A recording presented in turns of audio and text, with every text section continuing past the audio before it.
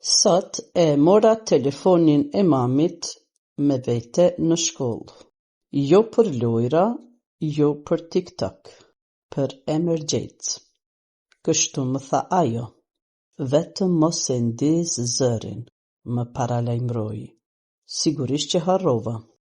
Gjatë orës së gjuhës, klasa ishte aq e qetë sa u dëgjua edhe lapsi i gresës që ra në dysheme. Dhe pikërisht atëherë, o shpirti mamit, ku je? Zëri shpërtheu nga çanta ime si alarm zjarri emocional. Gjithë klasa u shtang. Mësuesja u kthye ngadalë. Unë u shndrova në statue paniku. Aron, tha ajo, çfarë ishte kjo?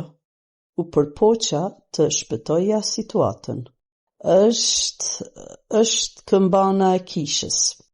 Askush nuk qeshi, sepse ishte shumë vonë.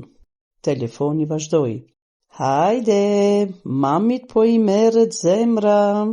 Tani edhe banka ime po më tradhtonte. Mësuesja bëri shenjë, fike, tani. E nxora telefonin me duar që dridheshin. Në ekran shkruante, mami. E gjithë klasa e pa. Pas orës shokët më thanë. Aron, zëri i mamit të ka më shumë fansa se ti. Që atë ditë vendosa një rregull të rëndësishëm për jetën. Në shkollë, telefoni duhet të flejë.